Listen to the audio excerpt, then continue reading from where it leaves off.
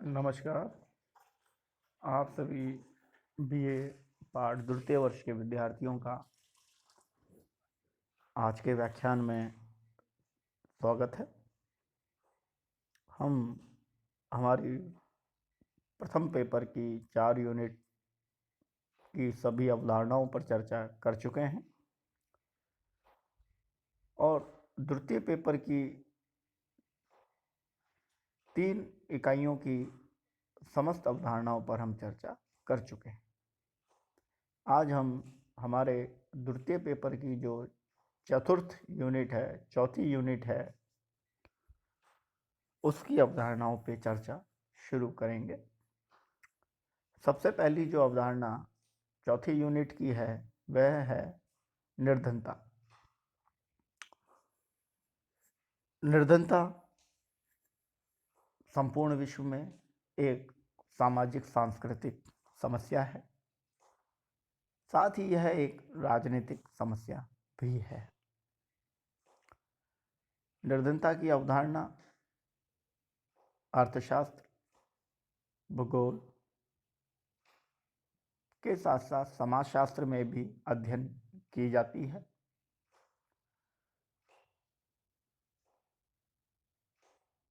अर्थशास्त्र में इसकी व्यापकता, सैद्धांतिकता का दृष्टिकोण अलग होता है।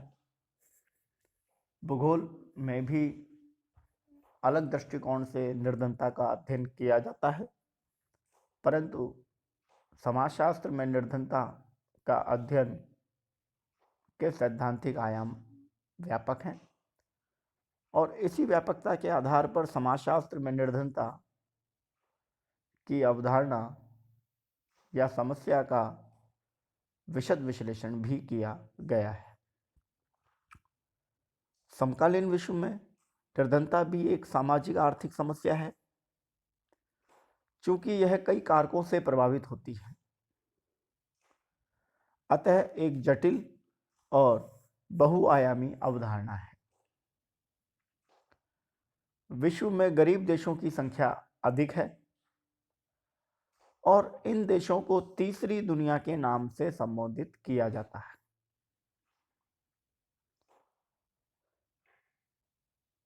यहाँ यह स्पष्ट हो रहा है प्रथम पैराग्राफ से, यह एक सामाजिक, सांस्कृतिक और आर्थिक समस्या है, कई कारकों से प्रभावित होती है, जटिल है और बहुआयामी। विश्व में गरीब देशों की संख्या अधिक है। एक अनुमान के मुताबिक विश्व में 211 के आसपास देश हैं और इन देशों में से जो निर्धन देश हैं उनकी संख्या 100 से भी अधिक है, जिन्हें हम तीसरी दुनिया के देशों के नाम से भी जानते हैं।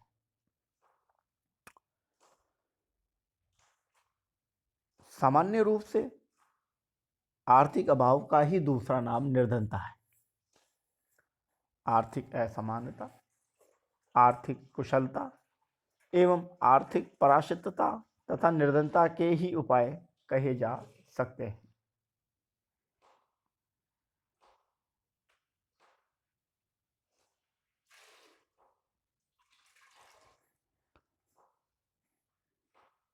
ग्लिन एवं गिलिन, जो कि समाजशास्त्री हैं, उन्होंने निर्धनता की परिभाषा बहुत ही सुंदर दृष्टिकोण से दी है। गिलिन एवं गिलिन निर्धनता को एक परिस्थिति मानते हैं, अर्थात एक समय की उपज मानते हैं, एक स्थिति मानते हैं जिसमें एक व्यक्ति या तो अपर्याप्त आय अथवा बुद्धि महत्ताहीन व्यय के कारण अपने जीवन स्तर को इतना उन्नत नहीं रख पाता है कि उसका शारीरिक एवं मानसिक क्षमता बनी रहे और उसको तथा उसके प्राकृतिक आश्रितों को अपने समाज के स्तर के अनुसार उपयोगी ढंग से कार्य करने योग्य बनाए रख सके। ग्लिन और गिलिन की यह जो परिभाषा है, यह बड़ी परिभाषा है, परंतु निर्धनता की परिभाषाओं में सबसे महत्वपूर्ण परिभाषा इसे माना जाता है और वह स्पष्ट कहते हैं कि निर्धनता एक परिस्थिति है जो व्यक्ति के स्वयं का परिणाम है, अर्थात अपर्याप्त आय या बुद्धि महत्वहीन व्यय के कारण वह अपना सामाजिक और शारीरिक और मानसिक क्षमता नहीं बना पाता और अपने प्राकृतिक आश्रित अर्थात अपने परिवार के लोगों को उपयोगी ढंग से जीवन जीने को योग्य नहीं बना सकता। इसीलिए इस परिभाषा के दो महत्वपूर्ण कारक अपर्याप्त आय और बुद्धिमता रति व्यय, अर्थात आप अपव्यय करते हैं, आप धन का दुरुपयोग करते हैं तो भी निर्धनता के समीप आप पहुंचते हैं। कभी कभी एक महत्वपूर्ण विचार विद्यार्थियों के मन में आता है और वह उसका हमारे साथ संवाद भी करते हैं कि क्या सभी व्यक्तियों को 1-1 लाख रुपए दे देने से निर्धनता समाप्त हो जाएगी?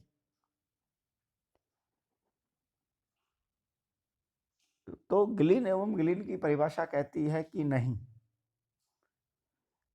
बुद्धिमता रति व्यय के कारण वह व्यक्ति 1 लाख रुपए को कुछ समय में ही खो देगा, खर्च कर देगा, समाप्त कर देगा और निर्धनता बनी रहेगी। इसलिए अपर्याप्त आय, आदमी मेहनत कर रहा है, कुशल है, परंतु उसको जो आय प्राप्त होनी चाहिए वह प्राप्त नहीं हो रही तो वह निर्धन होगा। इसलिए व्यक्ति को उसकी योग्यता के अनुरूप आर्थिक लाभ प्राप्त हो और वह जो लाभ प्राप्त कर रहा है, आर्थिक संसाधनों को जुटा रहा है, उनका अपव्यय ना करे। इन दोनों स्थितियों में व्यक्ति निर्धन नहीं होगा। अब हम योगेश अटल की परिभाषा पर आते हैं। योगेश अटल कहते हैं कि निर्धनता की अवधारणा का संबंध सापेक्षिक रूप से वंचित रहने के तथ्य से है, अर्थात आप सापेक्षिक तुलनात्मक रूप से आप ये तय करते हैं कि किसके पास कुछ है और किसके पास नहीं है। जिसके पास नहीं है, जो किसी संसाधन से वंचित है, वह निर्धन है। इस प्रकार निर्धनता के संबंध में हम जो निष्कर्ष निकालेंगे गिलिन और योगेश अटल की अवधारणाओं के आधार पर, परिभाषाओं के आधार पर, उसमें पहला निष्कर्ष, निर्धनता का संबंध जीवन स्तर से है और जीवन स्तर को निर्धारित करने वाले मुख्य कारक आय, प्रथाएं और बुद्धिहीनता है। अर्थात यदि आपकी आय कम है, आपकी प्रथाएं ऐसी हैं जो आपके अपव्यय को बढ़ाती हैं, और बुद्धिहीनता अर्थात आप अपने पास जो संपत्ति है, जो आर्थिक संपत्ति है, उसको सही रूप में इस्तेमाल नहीं कर पाते, अर्थात अपव्यय करते हैं, तो आप निर्धन कहलाएंगे। दूसरा निष्कर्ष, प्रथाएं व रीति रिवाज भी निर्धनता में महत्वपूर्ण कारक निभाती हैं। अर्थात यदि आपकी प्रथाएं, आपके रीति रिवाज खर्चीले हैं, अत्यधिक महंगे हैं, तो भी आप निर्धन रहेंगे, क्योंकि आप अपनी आय के अनुसार उन पे अधिक खर्चा करते हैं। भारत में बहुत सी ऐसी समुदाय हैं जो सामाजिक प्रतिष्ठा के कारण अत्यधिक खर्च करते हैं और उनकी अगली जो पीढ़ियां हैं वह निर्धन बनी रहती। इस संबंध में 1967 में एक पिक्चर भारतीय समाज शास्त्रियों के लिए महत्वपूर्ण बन जाती है, मदर इंडिया। वैवाहिक खान पान में सामाजिक प्रतिष्ठा को दिखाने के लिए 500 रुपए की साहूकार से ऋण लेना और वह ऋण उसके शादी करने वाले दंपत्ति के जीवन को नर्क बना देता। इसलिए सामाजिक प्रथाएं, रीति रिवाज भी निर्धनता में महत्वपूर्ण भूमिका निभाती है। निर्धनता व्यक्ति की बुद्धिहीनता पूर्ण व्यय के कारण भी होती है। इसका मैं आपसे पहले ही चर्चा कर चुका हूं। और ये योगेश अटल का स्टेटमेंट कि निर्धनता एक तुलनात्मक शब्द है जो स्थिति व समय के अनुसार हो सकती है। आप अमेरिका में हैं और आपकी आय वहाँ निर्धन कहला सकती है, परंतु यदि आप किसी गरीब देश में हैं और उतनी ही आय उस देश में आपको अमीर बना सकती है। अतः निर्धनता एक समय और स्थान सापेक्ष शब्द है और यह परिवर्तनशील है। अमेरिका में जो निर्धनता की जो परिभाषा है वह परिभाषा इस प्रकार से है कि जो व्यक्ति अपने ड्राइवर को पैसे कम देता है, जो व्यक्ति खेत में स्वयं काम करता है, जो व्यक्ति अपने कपड़े खुद धोता है, वह निर्धन है। भारत में वह व्यक्ति निर्धन है जो अपने लिए 2200 कैलोरी प्रतिदिन का भोजन नहीं जुटा पाता, उसे निर्धन कहा जाता है। तो निर्धनता की जो परिभाषा है वह एक तुलनात्मकता है, समय व स्थान सापेक्ष के अनुरूप है। यह 4 निष्कर्ष हम निर्धनता की गिलिन व गिलिन और योगेश अटल की परिभाषा के आधार पर निकालते हैं। अब हम निर्धनता के मापन की चर्चा करते हैं। निर्धनता के मापन को हम 3 आयामों में वर्गीकृत करते हैं। पहला आयाम प्रति व्यक्ति आय। देश की कुल आय में देश की कुल कार्यशील जनसंख्या का अर्थात 0 से 18 वर्ष के आयु के और 60 से ऊपर के आयु वर्ग के लोगों को हटाने के पश्चात जो कार्यशील जनसंख्या है उसका कुल आय में जब भाग दिया जाता है, देश की कुल आय में जब भाग दिया जाता है तो प्रति व्यक्ति आय हमें प्राप्त होती है। इसी प्रकार जो द्वितीय कंसेप्ट है वह है प्रति व्यक्ति उपभोग एवं खर्च।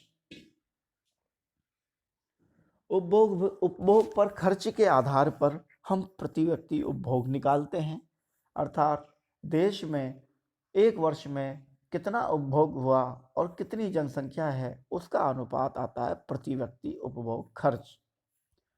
तीसरा है राष्ट्रीय आय।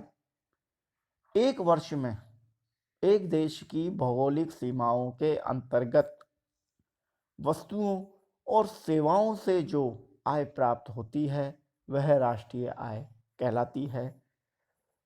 इस प्रकार यह जो निर्धनता के मापन के जो 3 पैरामीटर हैं यह हमें बताते हैं कि हम निर्धन राष्ट्र हैं, विकसित राष्ट्र हैं या विकासशील राष्ट्र हैं।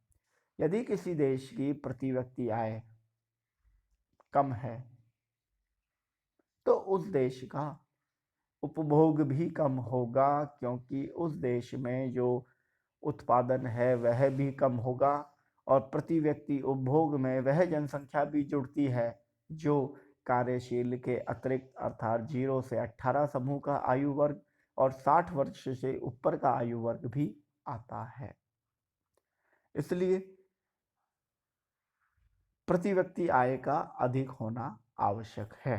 दूसरा राष्ट्रीय आय। प्रति व्यक्ति आय जब अधिक होगी तो राष्ट्रीय आय उससे संबंधित होगी। प्रत्येक व्यक्ति के द्वारा एक वर्ष में जितनी आय प्राप्त होती है वह सब धीरे धीरे अर्थात एक वर्ष में उस देश में वस्तुओं और सेवाओं से जो आय प्राप्त होती है उसके अनुरूप होती है। इसलिए राष्ट्रीय आय, प्रति व्यक्ति आय और प्रति व्यक्ति उपभोग खर्च के आधार पर हम निर्धनता का मापन करते हैं। इस प्रकार आज के अध्याय में हमने आपसे निर्धनता की अवधारणा पर उसकी अर्थ परिभाषाओं पर चर्चा की और उसके पश्चात हमने उन परिभाषाओं के आधार पर 4 निष्कर्ष निकाले कि निर्धनता व्यक्ति की आय, प्रथाएं, रीति रिवाज, बुद्धिमत्ताहीन व्यय से संबंधित अवधारणा है और यह एक समय स्थान सापेक्ष अवधारणा है अर्थात तुलनात्मक अवधारणा भी है। उसके पश्चात हमने निर्धनता के मापन के 3 स्तर देखे, प्रति व्यक्ति आय, प्रति व्यक्ति उपभोग खर्च और राष्ट्रीय आय। इसके आधार पर हम किसी भी देश के निर्धनता को तय करते हैं। आज के व्याख्यान में इतना ही। अगले व्याख्यान में हम निर्धनता के अन्य कारकों पर चर्चा करेंगे। धन्यवाद।